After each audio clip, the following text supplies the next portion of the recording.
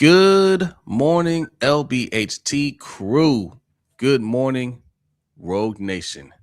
Man, look, we're going to start the show off with 2 super chats from Coach, man. I appreciate that.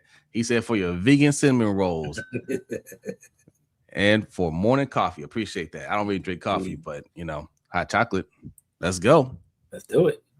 Let's go. So, somebody the other day, I was like, listen, man, don't, I eat like a toddler. I eat basic stuff. I want cheese pizza. I want chicken fingers, French fries. Like, don't give me no adult food. Give me the basic kid stuff. All right. I'm ordering off the kids menu. That's right. That's me. Who else we got in here? Dr. Kush. Good morning. Good morning. We got Michael Aikens. Salute. Morning. We got Carmelo Moody saying Grand Rising on both channels. Salute. Appreciate that. We got Point in the house on both channels. Good morning. Good morning. Appreciate the love, y'all. Really appreciate that. Neuropsych Sports. Good morning. It is what it is. Good morning. It is what it is. Just Aloe. Salute. Says, good morning, everyone. EDC is probably going to trade Zay for a second-round pick now. We're going to talk about that. Sherelle, good morning. Good morning. She's saying, she said she hi twice. Hello. 3 times, actually. Okay. All right. Well, good morning. She did say it 3 times. All right. OJ Stoical says, terrific morning, everyone. Terrific morning to you. Indeed. Harry Holland. What's up? Good morning. What else we got in here? We got Slim. Good morning. Good morning. We got Brother Nature saying what's up to Coach, but good morning to you. Good morning. Hey, good morning to Coach. Yes. Who else is in here? Cousin Davon, salute. Salute. Devin, Janelle, konnichiwa. We got Reese in the house. Good morning. He said immature taste buds. Facts.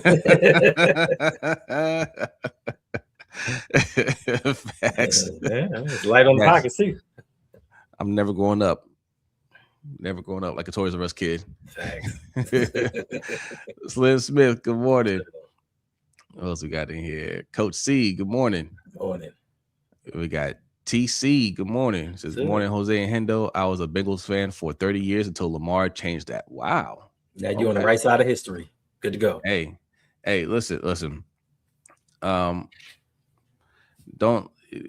Sports in general has done a good job of making their teams creating tribalism, right? Making you believe that there's no greater sin than switching up from your team, when in fact these teams aren't loyal to you at all. In fact, the more money they make, the more evil they get, and they don't look out for your interest in the least bit. So whenever you feel like you want to switch teams, go for it. That's your prerogative, man. You literally owe them nothing. Thanks. All right. They don't give you a medal. They barely give you a thank you for being a fan. They don't give you anything for being a fan. Nothing. And then some teams don't even want to do right by y'all by trying to put out a good product. So, an Unkind Ravens fan, good morning. And I say that because, you should enjoy what you're watching. Yes, your team might have down years and you want to stick with them. That's cool. But they're putting out bad product at the bad product at the bad product. I'm not talking about the Ravens. I'm just talking about in general. Like the Orioles. You know what I'm saying? If they continue to just do wrong by you, you shouldn't, that's not enjoyable, right? Go watch things that 'cause that's a big commitment for your time. Like don't commit to watching terrible products year after year after year. Jonathan Washington Jr., good morning. Jaleel, what's up? Grand Rising. We got Swag Kids 123 says, good morning, Ravens family. Good morning to you. What else we got in here? Michael Hawthorne, good morning. Alfonso Richardson, good morning. Zay may not get a contract with us. I know. Deanna Bailey, good morning. Morning. Retired Gunny, salute. What's up, Gunny? Hoorah. Louisville Cardinals Ravens. Good morning. Good morning. We got Ball Sneed. Good morning. C Iron Addict, salute. What's up, brother? And God's favorite. Good morning to all of y'all. Good morning. Okay, listen. in my thumbnail. What'd you put in your thumbnail? Zay, Jaxon Smith Njigba, and Darren Waller. We have similar ones. I got Zay, Jaxon Smith Njigba, and EDC with the shades on. Like, don't look my way. What's up with Darren Waller? He's somebody that we forgot about in the tight end market because he retired for a year. He came back. He was injured, but last season with the Dolphins and all their dysfunction, he played 9 games, had 283 yards receiving, but he had 6 touchdowns.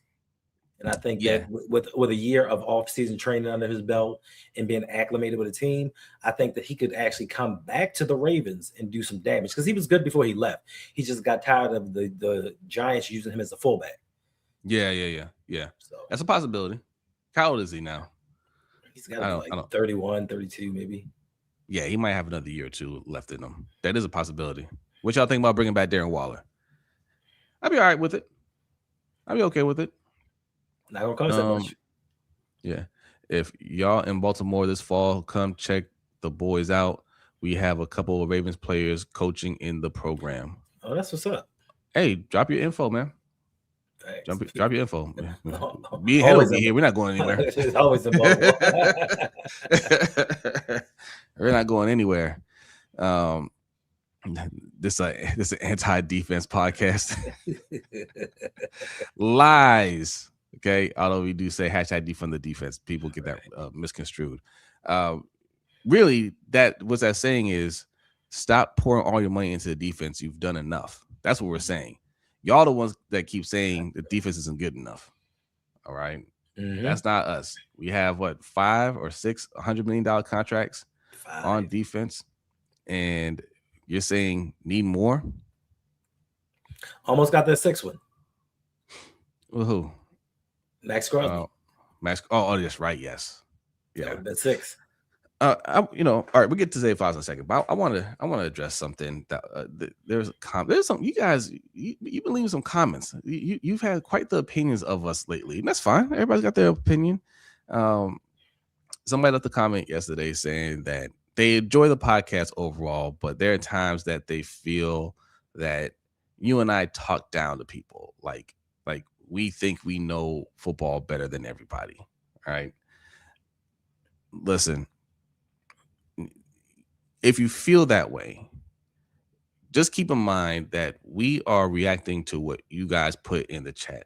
So if you see us get snippy with somebody or talk down to somebody, that's because they're saying something out of pocket or just flat out disrespectful. And we don't let anybody talk shit to us. Right? Like if it's respect, we've never disrespected anybody that's disagreed with us and kept it respectful. Right? People like listen, like world class out here. He disrespecting us right now. We ain't kick him out. Right? We have fun here, but there are people that we say any little thing, and just because they're behind a keyboard and we're not talking in real life, they can say whatever they want. They say a lot of slick things in the chat. They say a lot of slick things. They say a lot of disrespectful things because they think they know more football than us.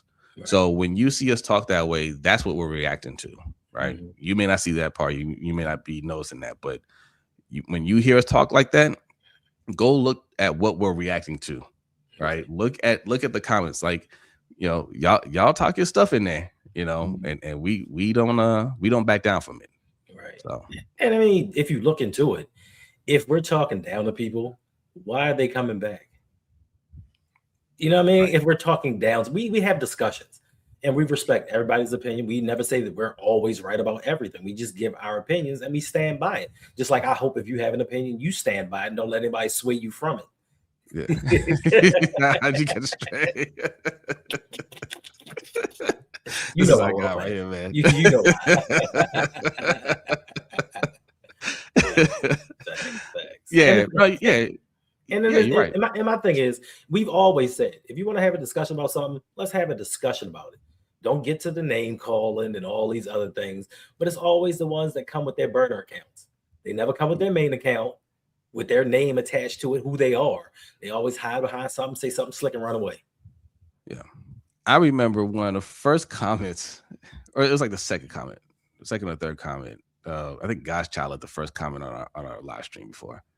But this guy was all up in arms because we said that that Des Bryant wasn't going to do anything for this team. Right. When we signed Des Bryant. And listen, anybody that tells you otherwise is giving you revisionist history.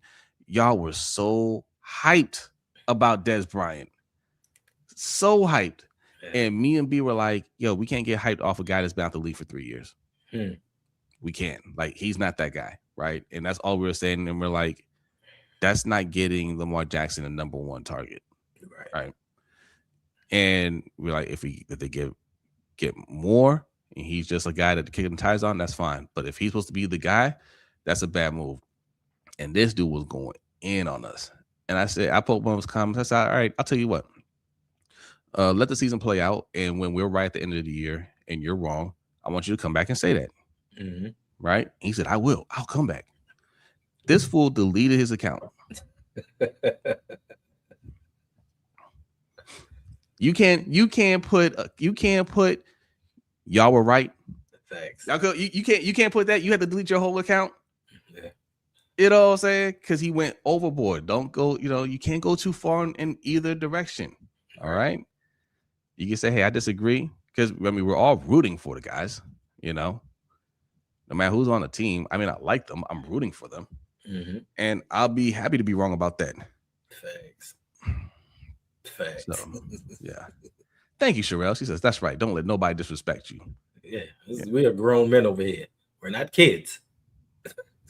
At all. Yeah, man. I have children older than the ones that's trying to disrespect. Like, yeah. Don't do it. Appreciate y'all. Dr. Kush says LBHT, Yolanda B, Coach, Engraven, Nitro, Purple Rain Podcast. They are all great content creators and always keep it real. Keep doing your thing, fellas, and let people hate. I appreciate that. Appreciate it. Thank you. Carmelo Moody says no apologies necessary. Enjoy the podcast. Thank you. And we weren't apologizing. Listen, I'm gonna tell you one thing. My whole life, I've always been that person that's like, I don't want people to dislike me for any reason. I always want the good guys to win when I'm watching movies. But then, I did YouTube and just something clicked and was like, I'll be the bad guy. If you want to take things out of me, I'll be the bad guy. I'll take that narrative. Sometimes the bad guys are right. They just go about it a different way. And people don't like when they see different things or they hear different things. They want to hear that this team is great. They want to hear we're doing things the right way. And we're not, because we're not winning Super Bowls. We're not even participating in Super Bowls. And when we say these things, we're being negative. We're complaining. No, we want the team to win just as much as you want this team to win. If we think that taking 3 safeties in the first round isn't the way to go, that's our opinion. Why are you getting mad at somebody sitting in a chair giving their thoughts on a team? Like, you get so butthurt, you know what I'm saying, that you want to go out there, you just, I got to say something. I got to be negative. You are being negative, responding to somebody that you're saying is being negative. I don't understand how people complain about people complaining. How much sense that make? Felipe said, stop the cap, Jose. Yeah. That was a beast.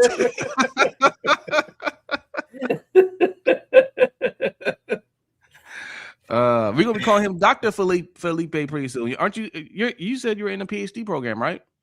Oh, yeah. We're calling him Doctor pretty soon. Okay, keep doing your thing. Then get the super chat from Ty Riggs. Appreciate you, Ty. It says, y'all said last year the O-line was going to be our downfall, and it ended up being true. Y'all just trying to give us reality people corny for hating. Right. Listen, we've been saying that for like 2 or 3 years that you need to address the O-line there, and yeah, like it's just that we don't shift off our position, and we're not trying to rain on anybody's parade. Like, you could be excited about the players that we get, but also still show concern for the holes that we haven't filled. And that was last year. Like, yeah, man, y'all were mad that we didn't like the Malachi Starks pick in the first round, because we're like, bro, the O-line is bad and you're not addressing it. And I mean, I told Hendo after we got off the air yesterday, The only time Malachi Starks' name is brought up is when we bring it up. Y'all don't say anything about Malachi Starks, Right. one good or bad, because he didn't have a great year, and y'all just don't want to talk about that. And I get it. He didn't have a great year. He wasn't the player that we expected him to be, even in year one. That doesn't mean he can't be, but he didn't do anything. Mike Green didn't do anything. So it's just, let's just not even address it. Well, those are two picks that could have went towards O-line to help address the O-line play.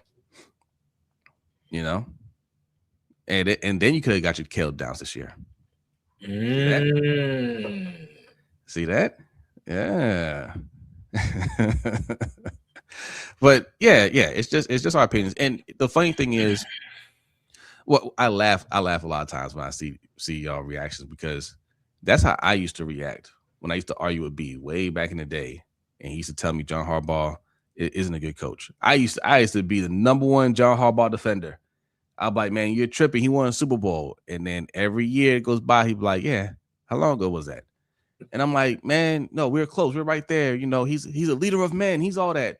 Right. And he just said, all right, he said, look, John Harbaugh does a good job in the big games, but it's those games you're supposed to win. The team is never prepared. And he kept on saying it to me. And I can't remember what game it was, but I looked at that game. I was like, I think B has a point here. I think he has a point. Like, we always lose these games, and I started seeing things just differently. And I'm laughing now because the arguments that we're having with y'all have been going on for decades, and y'all don't realize it. Some of y'all haven't watching it that long. Some of y'all just don't remember, but it's a constant cycle. And even with EDC, he's just following the Ozzie formula. So we see a lot of this stuff with Ozzie. The only difference is, obviously Ozzie was better at evaluating talent. I don't think anybody would disagree with that. But also, different time. You can invest heavy in the defense on the defensive side, and he knew how to get great players, not good, really good. He knew how to get great players, and Ozzie knew how to reach for offensive linemen later in the draft. He had a great eye for that. So if Ozzie was like, "Oh, we can get our center in the third round," I would just trust him because it always seemed to work out, And if he didn't draft him, he went in free agency and got him. Like, he wasn't afraid to make that big splash in free agency, because, like EDC said, if you mess up a draft or draft picks, it can set your franchise back. But Ozzie had that eye. Now, sometimes in the third rounds and later, Ozzie wasn't the greatest, but guaranteed his first round pick was going to be phenomenal. And they were going to have impact year one through however long they stayed a Raven. It's just that with EDC, he has players that sometimes don't develop until year 3, year 4, and then they're out of here. And then we start the process all over again. And you can't keep having these young guys come in and try to gel every 3 to 4 years and think that your team is going to compete for a Super Bowl. Yeah. Hey, shout out to Ellis. Ellis and Living Legend put out an album. It is dope. Yeah, I heard on the songs. Put your info in the chat so people know where to find you, man. Love your content, man. He says, Lindy, not this one. I want to read this one first. He says, I have to say one thing that I totally disagree with you, that offensive line is worse off this year. Replacing 77 and Voorhees is an automatic net positive, regardless of losing Lindy. Okay. Right. Okay. And then he says, Lindy used to get ragdoll treatment from all the best interior defensive linemen, and we struggled in third and short and fourth and short and goal line because he got constantly pushed back. Not wrong. Everything that you're saying is correct. Voorhees not starting is a net positive. Are we sure he's not starting? Yeah. I don't know. He's still on the team. Right. We assume, I assume Emory Jones is going to win the job. I think he's better, but they haven't. I mean, he's still on the team. He's still competing. He might get put back out there. John Simpson is like one notch above Valele. And the things that you're saying about Linderbaum, true. How has that changed now? Like, is Corey Bullock going to not get steamrolled by these interior D linemen? Like who? Like, I can't remember the other guy's name. Pinter. You know what I'm saying? Like, these guys are going to get steamrolled.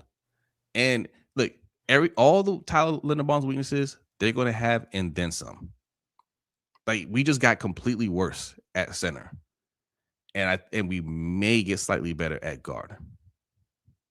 And I don't know what we're going to get from Ronnie Stanley. Are we going to get a better version of Ronnie Stanley, a healthier version? I hope. But if he declines, overall, I think we're a worse O-line. Mm-hmm. But we're not done yet. We're not done yet. So we'll see. We'll see. We might be okay. We might be okay there.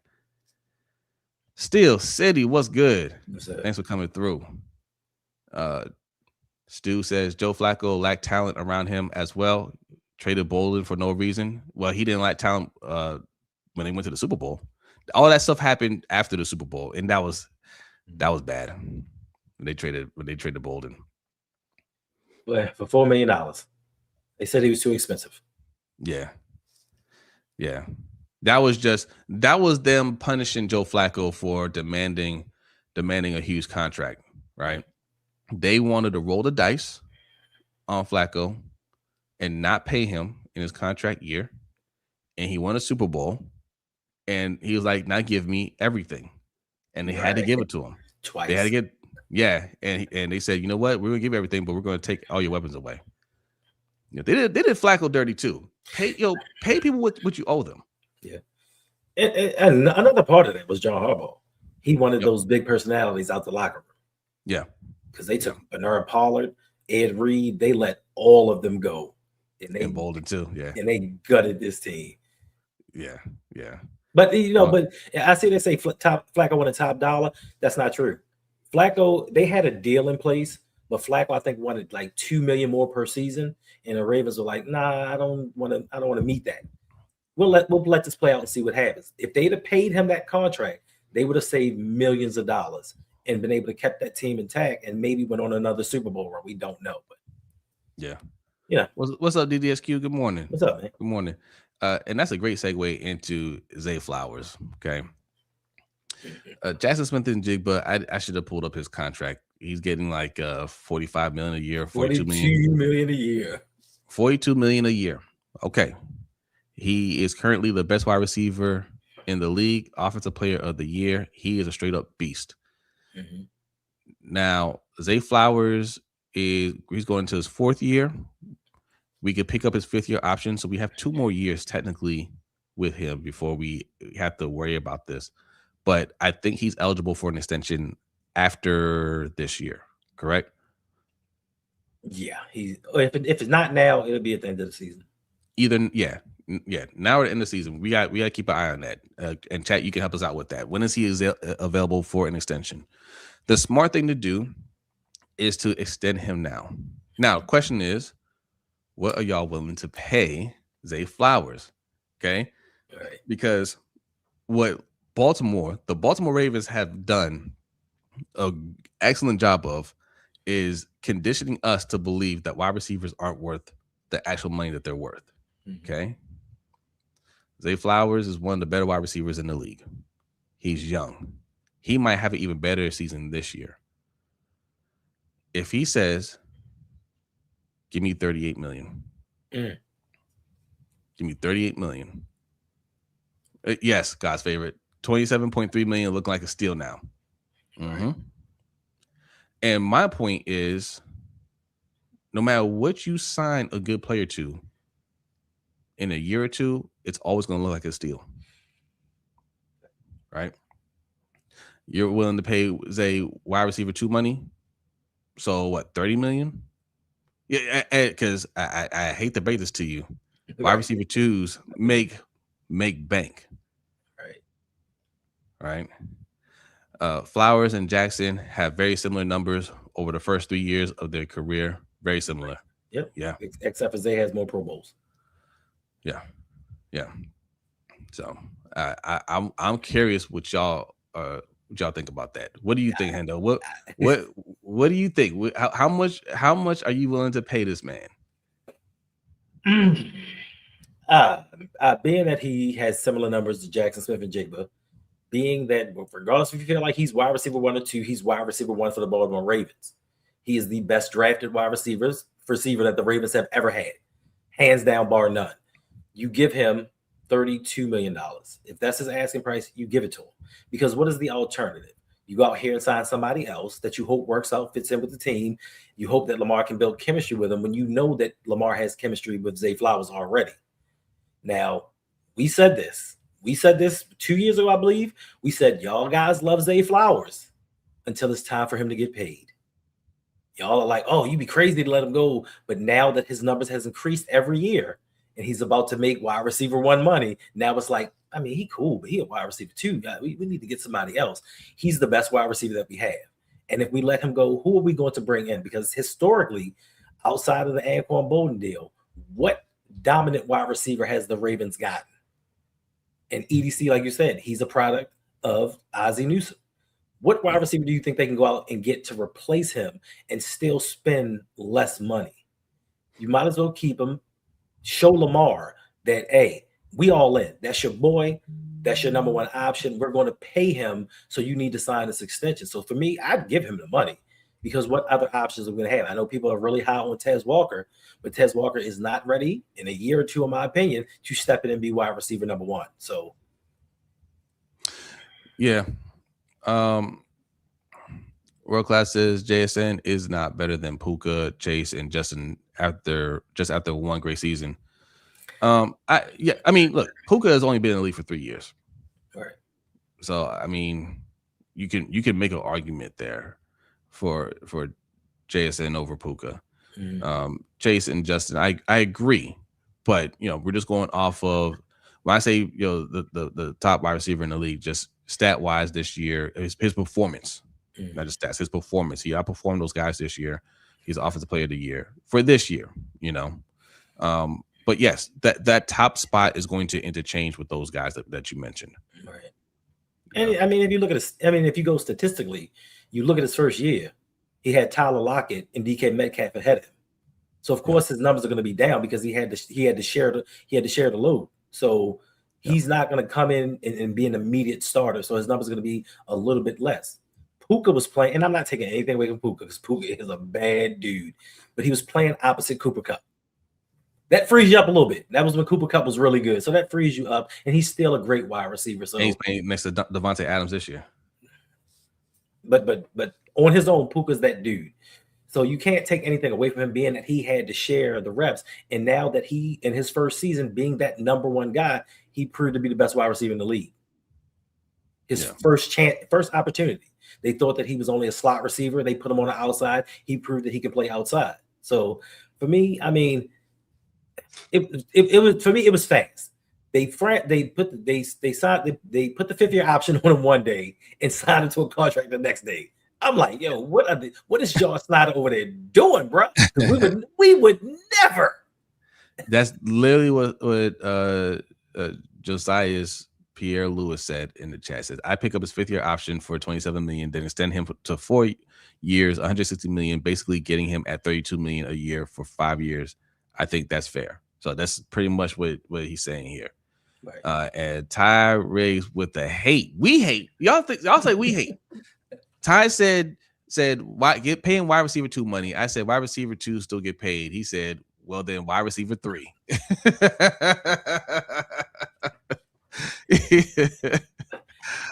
YT says we need to be signed Zay immediately, day one of eligibility. Don't matter the price. Use Flender as an example of how we need to handle this early. Facts. Doesn't matter what we ask for. It doesn't matter. JSN is making $42 million a year. Zay's going to want close to that, especially if he has a hot year. Right. And no, go ahead. It's like I just need people to think about this. Y'all hate Zay now. I don't know why y'all hate Zay now, and not all of you. But think about this. Jaxon Smith had 1,700 yards receiving? Yeah, something like Zay had 1,200 yards, and we threw for 2,900 as a team. He had 1,200 of those 29. So he was the focal point of this offense, and defenses still couldn't stop him. What do you think he's going to do in another year if we can get a better offensive line with a better offensive coordinator? What do you think that he's going to do this season? Now, the one thing we can say is Zay running a straight line. Run forward. Catch that ball, run forward. Stop with the dancing. He's lost at least 150 yards dancing around. You know what I'm saying? So now he had 1,400 yards. I mean, yeah. I think we forced Zay the ball in those weak screens hurt him. Facts. They used him wrong. Yeah. And still at 1,200 yards. Now the touchdowns may be an issue. We'll see. I with this coaching staff, we still don't know what kind of offense they're going to really run. So we gotta see how to use them. Will EDC at least get high draft picks for Zay, or just wait for the good old complimentary 4th or 5th rounders when he walks scot-free, like likely in Linderbaum? Yeah, I don't think that's the question. I don't think they're going to trade him. I mean, it depends what we do in the draft. If they end up drafting a wide receiver, I can see them trying to trade him away, right? Because they just, like I said, man, like this team does not want to make the investment on offense. In his mind, he doesn't think the way he thinks on defense. Like, hey, we got to get 2 really good edge rushers. He doesn't think that way for offense. He's like, we got 1 good wide receiver. If we draft another good wide receiver, we have to get rid of 1 good wide receiver. Right. And that stems from Ozzy's formula back in the day too. That's how he approached the O-line. You pay one guard and you get rid of the other, but you don't pay 2 guards good money, because that's how we kept Marshall Yanda. We actually drafted Ben Grubbs in the 1st round, I believe, that year. Yes. Yanda was 3rd or 4th round. And Ben Grubbs was really good. Ben Grubbs was a Pro Bowl, I believe, when we got rid of him. But they were like, yeah, we're going to pay Yanda, and we don't have the money for you. Right.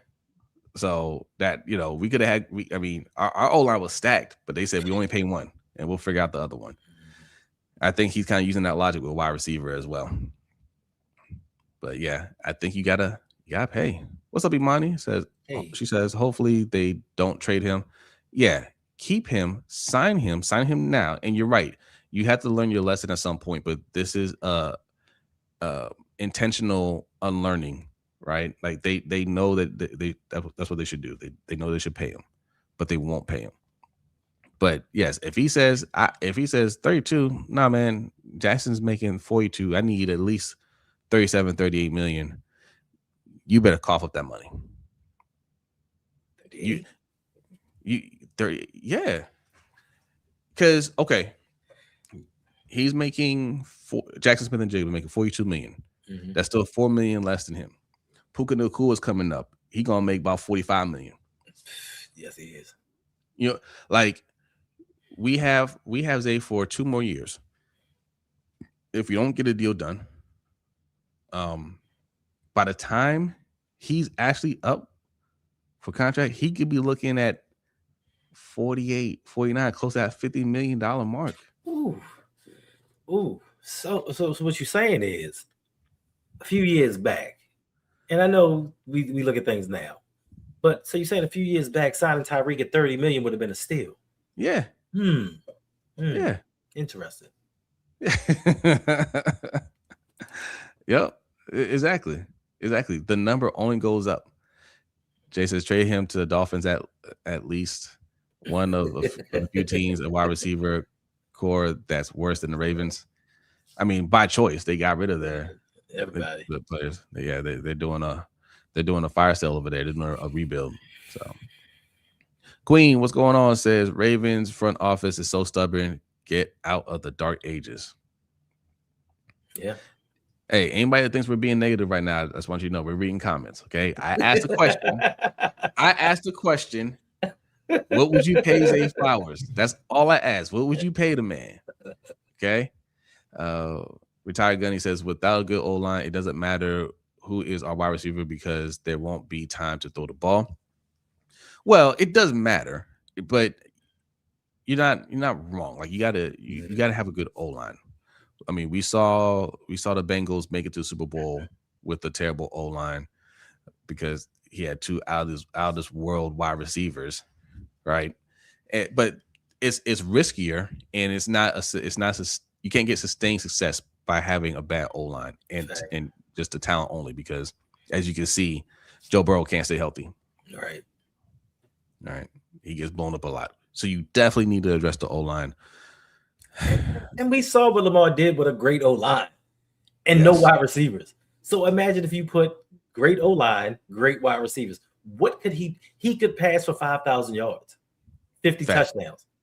If you give him the protection and you give him the offensive coordinator, because Todd Monken, I tried to tell y'all, wasn't that dude. He was cool. He helped Lamar in his ascension. He was not that guy. But he knew we had a bad offensive line. But yet and still, week in and week out, long development plays when Lamar played, at least. And he didn't help. The one thing the Bengals had was an offensive coordinator that knew my line ain't protected so well. So let me find some quick screens, some quick plays to get the ball out of Joe Burrow's hands, and that's how, and let the wide receivers make the plays. We didn't do those things. One, because we didn't have wide receivers that could do contested catches or break tackles. But if you have an offensive coordinator, and we don't know what Declan is going to do, but if you get that offensive line, you re-sign Zay, you bring in somebody else that can play opposite him, maybe get a serviceable year out of Mark Andrews, who's going to stop us? You block it for Derrick. Derrick Henry did superhuman feats last season with a bad offensive line. He was 26 yards away from leading the league in rushing with a bad offensive line and a bad play call. What do you think would happen if we put all of these things together on offense like we do on defense? Who would stop this offense? The defense wouldn't have to stop people. The defense wouldn't have to hold teams to 17 points because we would outscore everybody every week. Yeah. Yeah. So wait, Zay Flowers and Jaxon Smith Njigba, they got drafted in the same year? Same draft, two picks apart. I was sitting there praying. When Seattle came up, I was like, just don't pick him. Just don't pick him. Just don't pick him. Because I knew Quentin Johnston was going to be the next wide receiver gone. So I was like, we're going to get him. We're going to get him. And they snatched him up. So that means Zay can get his extension now. Yes. Okay. So he's eligible now. Yes. So they need to look. Like you saw what the going rate is. Mm-hmm. You can try to get Zay a little under that, see what he's saying. But look, if you're Zay Flowers, you say, look, I'll play on my contract, right? You always hit free agency if you can, unless you're giving me something that I just can't refuse. Mm-hmm. Anything under 42 million, you can refuse. Right. You know what I'm saying? Anything under 42 million, you can refuse. If they're saying, hey, we'll give you what Jaxon Smith is getting paid now, then you say okay. And just Al said he'd give him 40 million. I would too. Yep, I pay 40 million a year, even though I think he's really a good number 2, but he's the best we've got. Yeah, that's how you gotta look at it. We keep trying to compare every time it's time for our players on offense to get paid. We say, well, he's not better than this person. Right. That person ain't available, yo. Right. He's that to us. Right. Tyler Linderbaum ain't worth 27 million. He is to us. Thanks. Especially if we don't get this center in the draft. Whoo! Yeah. Y'all could be saying, let's trade for Tyler Linderbaum. I don't, not the people here. I don't understand. It's not like we're saying, all right, well, they let Lindy go. We're going with this unknown. Let's see what happens. We've seen these things on offense play out before with this team. We saw in 2021. We saw in 2022 what happened. Lamar got hurt and his season ended early after 12 games in both seasons because the offensive line could not protect him. We've seen this happen. So why would we want to go into another season saying, you know what? Let's just see what he can do. Let's just hope he can play. Maybe. If not, we'll do something next season. How many more next seasons are we going to have? Yeah. It's ridiculous. Hey, appreciate the super chat, Tyrese. He says, put it like that, pay him whatever now. Right. He's our number 1. Yes. He said 30 is better than 40, though. But yes, it is. But yeah, you gotta pay the going rate, right? We're looking at this big number and we're saying, oh, we can't commit that much to wide receiver. That's the going rate for a top wide receiver. Mm-hmm. And the alternative is to keep cycling through your wide receivers for the foreseeable future. And that's what you've done for Lamar Jackson. You haven't given him a reliable number 1, consistent number 1. When you get somebody that looks like he's approaching that, because we haven't seen the best of Zay Flowers yet. And you get somebody that's approaching that, you're going to let him walk during his best years. and Lamar has to start over again. Because I see y'all in the draft saying get Jordan Tyson. Okay, yes, I say get Jordan Tyson or Carnell Tate to pair with Zay Flowers, so you can have that 1-2 punch. But if you're saying do a hard reset and start over, so we gotta wait for these wide receivers to get spun up, right? And then hope they turn out to be good enough early on, and then in their prime, get rid of them. It's just a never-ending cycle. Yeah, and just imagine drafting Carnell Tate and him being that guy that everyone expects him to be, and Zay Flowers coming in at wide receiver 2 with 1,300 yards, and we win a Super Bowl. Is that 35 million going to mean anything? If we finally get a Super Bowl with Lamar Jackson, who's going to care about the contracts? Nobody is. But we're not saying anything about paying Matabike $100 million. And then the next season, his sacks dipped in half. We're not saying anything about paying Roquan $100 million, and his play has just declined ever since. And they're not even talking about doing an extension or redoing his contract to free up money. But yet, still, we're talking about a wide receiver that has been productive and has not hit his prime yet. And we're haggling over a few dollars that's costing none of us anything. It's not coming out of my pockets. It's not coming out of EBC's pockets. It is league money that's being paid to these players. Yeah. So pay the guys that you have. We've done this for too long on offense. When guys finally hit that peak, they let them go. Ben Powers. People didn't like Ben Powers till that 4th year. He broke out. Then it was too much money. Let him go elsewhere. And now here we are again. We love to say that, right? Oh, he priced himself out. Why did he price himself out? Why can't we just pay him? Right. Why can't we just have stability? I think that's worth it. Just Sports says none of the critics, in parentheses, he put haters, I speak to can name 8 college wide receivers, tight end, running backs. We need line to protect Lamar, protection followed by more weapons than defense. Lamar makes talent around him better. Yeah. The priority needs to be over there because, again, we're depending on Lamar Jackson. Right? We're relying on him. Like the Seahawks just won the Super Bowl. They weren't relying on Sam Darnold. We got a lot of love for Sam Darnold over here. Ginger Cuz. Shout out to Ginger Cuz. Right. But they weren't relying on him to win the game. They're relying on him to not mess it up. Right. And let the talent around him do their jobs. Not just on defense. Right? The offense. Jaxon Smith Njigba, Kenneth Walker, like they got busy.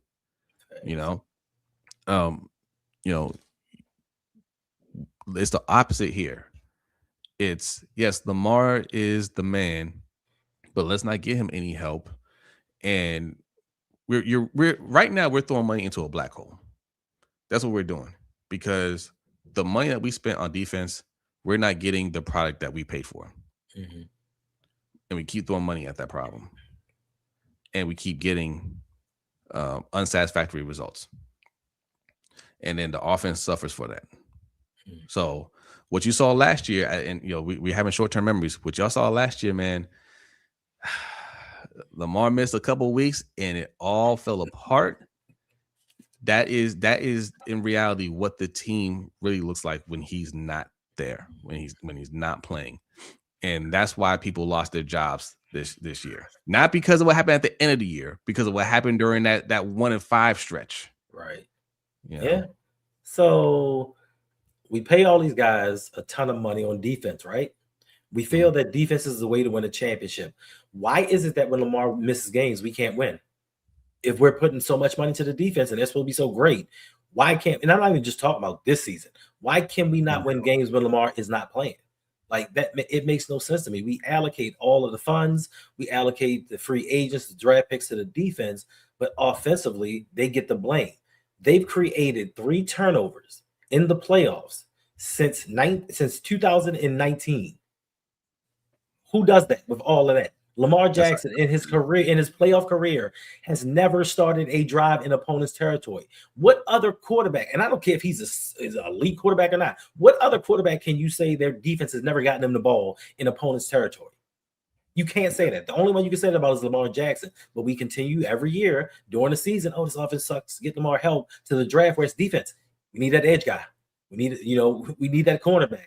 Why do we keep pouring money in there and they're not getting it done? Are we hoping that one day all of it's going to gel and come together and they're going to make the plays that they need to make? It hasn't happened in 8 seasons. Why do you think it's going to happen now? Yes, we have a new defensive coordinator. We have a defensive-minded head coach. Things will be better. But why do we keep going down this path with this general manager instead of him saying, you know what? I'm tired of running into this brick wall. Let me try something a little bit differently and see what happens. Let me get Lamar a bona fide number one, like that dude. Let me get him an offensive line that's not going to get him hit and see where it takes us. If it doesn't work, you do like you normally do. Cut them players' contracts and move on and start with the defense all over again. Listen, hey, careful, Hendo. You sound too negative over there. Just we're gonna put a negative meter on the screen for when Hendo gets too negative. We got 2 super chats in here. Appreciate y'all, man. Thank you, Tyrone. Appreciate that. Says the Ravens feel since Lamar won't sign a team-friendly deal, they aren't going to seriously help him, and why they only really spend on defense. All he's done for his career is give him team-friendly deals. He balled out. He gave you MVP performances in his rookie contract. It gets no more team-friendlier than that. It gets no more team-friendlier than a rookie contract, and you got an MVP caliber player on the team. And they did it. Not only did they do nothing for him, they actively tore down the offensive line because Ozzie actually set them up with one of the best offensive lines in the league before he retired. And EDC has torn that down since then. He's torn it down. And, he gave them a little cap relief by restructuring his deal now. They could have been in a worse situation if they didn't restructure the deal, right? But yeah, he has to put his foot down and not give him any more money to work with until they give him help. Like that would be dumb. Like, oh, okay, you're making the O-line worse. Okay, cool. You may not bring back Zay Flowers. Like, you're just gonna be cool with that? No, right. No. So now we're technically in a worse situation, and this is what Lamar may be doing. Because he didn't give the money back. Like, they added the void years to his contract without his say-so just to free up some money. Now what happens is in 2027, his cap hit balloons from 74.5 to 84.5. What do you do now if he does not sign an extension? Maybe he's taking that stand like, I'm going to wait to see what you do offensively for the team. Because if you don't, next season, I'm not signing anything. And then what are you going to do? You couple that with Zay Flowers' 5th-year option at $27 million. Now we're over $111 million for 2 players.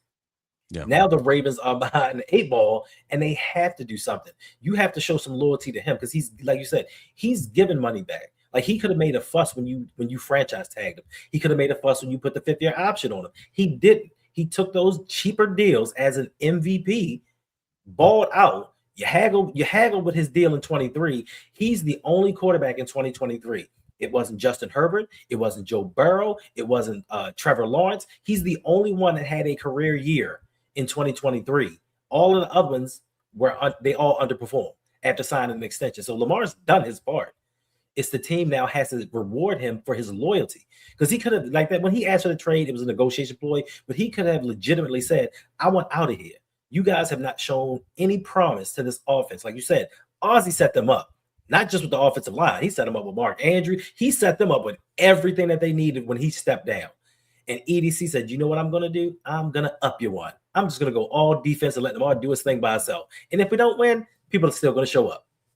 Yo. Uh-oh. You know, it's funny. Somebody left, but he left multiple comments. He's this close to getting the boot. But like we were talking about how EC hasn't drafted any stars, or just like 1 star. We're trying to figure out how many actual stars did EC draft, and we gave him more credit than just 1. Mm-hmm. We came up with a few names. This fool put in my comment section, oh, I guess y'all forgot about Mark Andrews, Ronnie Stanley, and Marlon Humphrey. These are all former All-Pros. I said, brother, you just named all players that were not drafted by EDC. Right. Crickets. Those are the people that we're talking about. When you think that we sound like we know better, those are who we're talking to. Okay, people like that. Deanna, thank you for the super chat. Let's get these super chats in here. Appreciate that. Says, pay these players their money and stop the BS. Why make Lamar start over and be cheap? That's the thing. Where's the consistency? Mm-hmm. Why does he have to keep starting over with this? Right. You know? And we got another super chat from Slim. Appreciate you, Slim. Says, Ferris said it a few weeks ago. They're insane. Look up the word insanity in the dictionary. I bet there's a picture of EDC. Yeah, we're not hating, man. Like, we're just, I mean, that's it's still time. Okay, and I gotta say this every week. There's still time to get those things for the offense. And even if they don't get exactly what we want them to get, that doesn't mean it cannot work. Right. Mm-hmm. But we've seen a pattern over the years, over decades, in fact, that predates EDC, but definitely under EDC's tenure, we've seen a pattern that makes us not trust it. But doesn't mean it cannot work. You know, whatever move he makes, whether it's the move we want him to make or a move that he decides he's going to make separate from what we want, it has to work. At the end of the day, it has to work. If you say Emory Jones is the guy, I think Emory Jones could play, right? Has to work. If you say, hey, trust me, John Simpson is going to get it right this time, all right, I don't believe that, but if it works, it works. If you say we'll figure it out with Pinter and Bullock, Corey Bullock, you know, one of those guys or whoever we drafted in the 4th or 5th round is going to work out. Okay. All right. It just has to work. It just has to work. All right. We got to get out of here. 250 people watching. Make sure you hit that like button. If you're new in here, go ahead and hit that subscribe button on both channels, Lunch Break Hot Take and the Rogue Pod. I want to I'm gonna tease this for tomorrow. Right? We talked yesterday about how many draft picks we've had since 2019. The answer is 63. I fought with look, listen, whatever your choice is, Chat GPT, Copilot, whatever you use, you got to fact check. You have to fact check it. Okay. But I've compiled the list here and we will go over it tomorrow. All right. We'll go over all the players and I got to triple check because this thing may have missed a player or two because we fought for hours trying to get this right. Okay. Right. But we'll go through it and then you'll tell us how many players we actually hit on. And I define hit as made a serious contribution to the team. Right. Mm-hmm. So we'll go through that and then we'll take a look at how many of those players the Ravens hit on. Also, how many of them got second contracts. Okay. And we'll compare that. We'll try to compare that to the league average. The league average, I believe, for hits is between 27 and 30%. And the contracts, I have to go back and look at the numbers. I think teams that give their players second contracts, I think it's about 40%. I could be wrong on that, but I'll go back and take a look at it. And we'll see where the Ravens fall compared to the league average because we draft more than people. Other teams, are we hitting on those picks?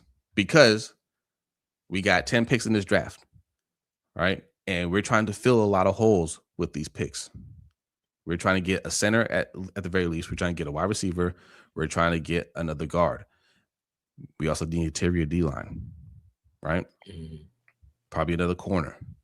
So 4 or 5 of these guys that we're looking to come in here and be, major role players at the very least, we got to get at least 50% on this draft. Do you think we're going to hit 50%? Do you think we're going to hit 30%? We got to get at least 3 players. We'll see. Kobe, thank you for the super chat. I see you in here, man, trying to keep us in here. Says, I still stand 10 toes down on my comment. Kyle is the only star drafted. Pro Bowls are given out too freely. I agree. All pro teams are the best of the best. I agree. Although I would put Zay as a star. Like, you can say he's not a superstar, but as a wide receiver, it's very hard to be. There's only a handful of wide receivers that can be first team all pro. Mm-hmm. Right. But Zay, I would say he's a star player. All right. Not a superstar, but a star player. Right. We'll go over tomorrow, but that's your homework. Okay. That's gonna be your homework. Just wait for Longer Beam and Coney to get healthy. They're your cornerbacks right there. Okay. I actually feel like Bilal Coney was getting he was getting a lot of praise. Yeah. We might have a baller right there. We might have something in Bilal Coney. I'm not sleeping on that. And I think TJ Tampa should just get more reps in general. Right. You know, not the hustle. I see what you guys are doing. Appreciate it. I see what you guys are doing. Okay. Every day you hit us with these super chats at the end of the street to keep us here longer. I appreciate it, Dr. Hustle. Thank you. It says, how would you feel if the Ravens took Kenyon Sadiq at 14? I would have mixed emotions. Very strong mixed emotions. Yeah. How would you feel, Hendo? I feel the same way. Like I'd feel a little better knowing that they took that first round pick and went offense to get Lamar some help. Mm-hmm. But I don't know about we need more in another draft, maybe another draft home run. But now being that we need a guard, we need protection on that offensive line. We need playmakers. So that would be a luxury pick, even though he would come in and be the starter at tight end. I'd have to pass on that one. Yeah, like he would have to be Brock Bowers. Like Brock Bowers, Antonio Gates, Travis Kelce. He had to be on that level fairly quickly. I don't know if he's that level of tight end. He's very good, very athletic. Mm-hmm. You know, he has the tools to become that. But, you know, it's one of those things where it's like we could have paid Isaiah Likely. No, I'm not saying Isaiah Likely is that guy, but our tight end situation is fine if we pays Isaiah Likely. You know what I mean? Right. Didn't EDC draft Ray Lewis? He was in the room. He was in the room. He was in the room. I've actually heard that argument before. I've heard that argument. Actually, I don't think he was around when they drafted Ray Lewis, but I've heard that argument before. Anytime somebody says, "Look what EC's done for this team. He got Lamar. This is and that," and we're like, "No, that wasn't his draft. That was Ozzy's draft." Yeah, but he was in the room, and I mean, he was going to take over. So no, bro, you don't know. You don't know. He wasn't the general manager, right? Guess what? Ozzy's still in the room. Facts. So do with that as you may. But yeah, Kenyon Sadiq, I would be pissed because like you got rid of 2 tight ends just to draft a rookie tight end, right? But also it's like, okay, you got somebody that's talented there, and he could turn out to be a beast. Okay. But I don't know. I'd rather see Carnell Tate there. I'd rather see Jordan Tyson there. Mm-hmm. I'd rather see an old lineman there. Yeah. So mixed emotions. Thanks. So, all right, that is it. Y'all got some homework to do. All right, you got some homework to do. I'll put the list up here one more time. Those are all the draft picks. We'll double check this list and make sure it's accurate. Okay, ChatGPT, Copilot, all of them. They mess it up. I knew you were gonna do that, Kobe. Damn you. Thank you, Kobe. This is a deep inside O-line draft, interior O-line draft, and the value at that position is in the later rounds. Round 1 is less of a need pick and draft the most talented player. No, Kobe. No. I don't disagree. The problem is we say this every year. Right. Like that. I mean, I don't disagree with you. Right. If we had done a better job drafting over the years, I would be like, yeah, you're absolutely right. The problem is we say, hey, there's value in the later rounds, and we can get this guy, and then we don't get that guy. Right. Right. Like, so when you're not good at this, okay, everybody has his weaknesses. Mm-hmm. If you're not good at it, you have to reach a little bit to make sure you get what you need. You know, you can't play that numbers game and hope that you get lucky. Right. You gotta, if the opportunity is there, you take advantage of it. If you have to reach a little bit, doesn't matter. You got the player that you needed. Right. Thanks. YT on YT. All right, y'all. This is the last one. We've been trying to be late. Says, what 3 players are y'all okay with the Ravens drafting over O-line in round 1 if they fall to us? Parnell Tate, Jeremiah Love, Ruben Bain. I was gonna say yes. Parnell Tate, Jeremiah Love, Jordan Tyson. I'll take him too. I cannot get mad at Ruben Bain. I can't get mad at Ruben Bain.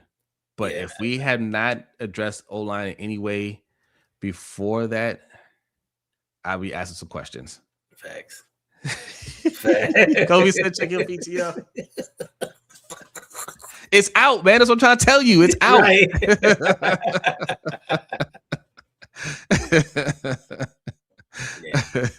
Yeah. Yes. Jose gotta go. All right. I'm out of here. Y'all be great. Have a great day. Peace.